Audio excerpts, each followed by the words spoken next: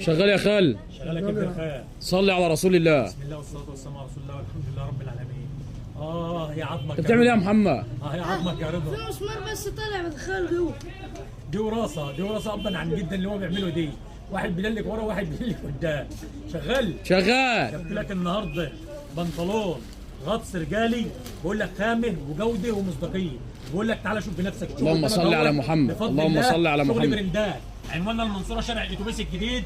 كميات يا عظمك يا رضا. شغال. شغال. دي معانا بالمناسبه مستر اكس عالم اوعى يا الملابس. عدنان. مستر اكس عالم الملابس، اخطر رجل في العالم من ايام بورسعيد، يعني الصين، يعني شاينا، يعني جميع انواع محافظات الصين تمه اولها واخرها. شغال. شغال. الحاج محمد ابو راشد. جبت لك الترنج النهارده الكميات. منورنا يا جماعه. الخامه القطن الصافي، ترنج مبط، ترنج شيت وصيف لكرة ب 45 جنيه. شغال. شغال. بكام يابا؟ بكام؟ ب 45 جنيه. راجع يا حاج محمد في الكلام اللي بيتقال. ببلاش. بامر الله. ثمن شراب. بامر الله. بامر الله. دي الدكتوره عائشه تبقى دكتوره عظام عشان تعالجنا، عشان احنا صمولنا مفوت بفضل 40 سنه وصمولنا مفوت.